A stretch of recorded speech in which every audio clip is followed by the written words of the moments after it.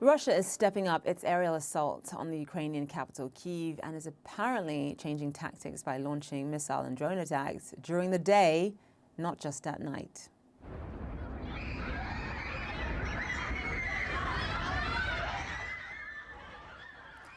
This video shows children screaming in fear as they run to a shelter. Ukraine says its air defenses shot down dozens of cruise missiles and drones launched at the capital.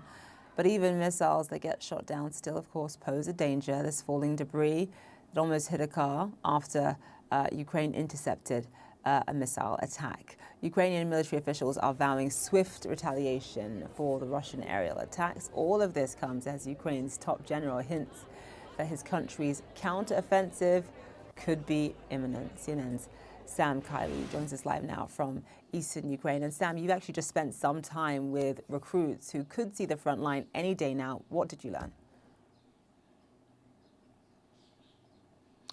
Well, yes, Zain. I mean, in the context of what's gone on in Kyiv, clearly the Russians are returning to their tactic of trying to go after targets where they could maximize the death and damage they do to civilian infrastructure and to people themselves. And that has provoked commanders here on the ground not really threatening retaliation, but once again saying that the imminent counteroffensive is just that. It is close. And it is threatening to Russia. But the Ukrainians themselves are under no illusions as to what that will mean to ordinary soldiers themselves. These are new recruits training.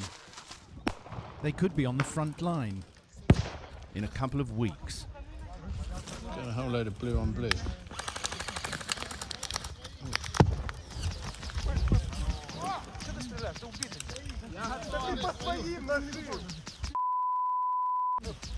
In training, mistakes are harmless. And what happened to you? How long have you been doing this training? Місяця два. Я недавно попав в армію. Тому 2 місяці, поки тут в армії тренуємося. What do you think about the coming offensive? Do you want to get involved? Так. Хочу. You're not worried? Думаю, переможемо. These are young men. They've been having quite a lot of fun running around in the woods, and sometimes things get quite funny. But ultimately, this business is deadly serious. These recruits could be weeks away from combat. Pretend war, turning to this, where death is all too real.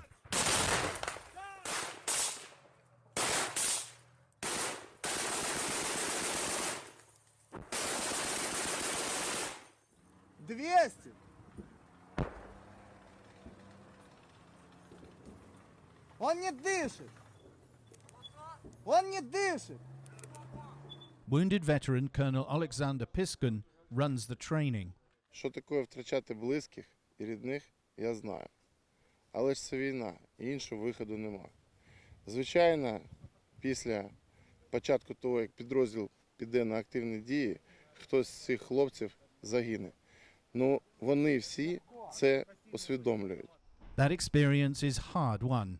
Alexander came face to face with the Russian who shot him in Bakhmut last week. What would you say to young volunteers or conscripts joining now? Що треба бути готовим до всього. Бути готовим до доброго і до важкого. The hospital's got plans for dealing with Ukraine's offensive, which is expected this summer. Вони будуть важко відходити. Важко. Даром вони не дадуть території, це будуть великі бої. Сильно великі, великі потери. Colonel Pushkin knows that this will not be his last memorial service. This military cemetery has space to grow.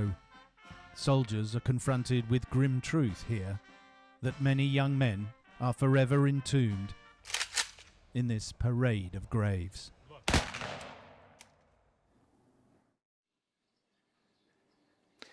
Now, Zain, clearly that is a rather grim reminder of what really happens here to so many Ukrainian forces. But this is also a message that the Ukrainians have been trying to send to the Russians now for some time, both with the attacks against their logistics bases, which have been increasing, but also with a wide range of their own social media posts, all suggesting to the Russians that they might want to think about running away rather than fighting.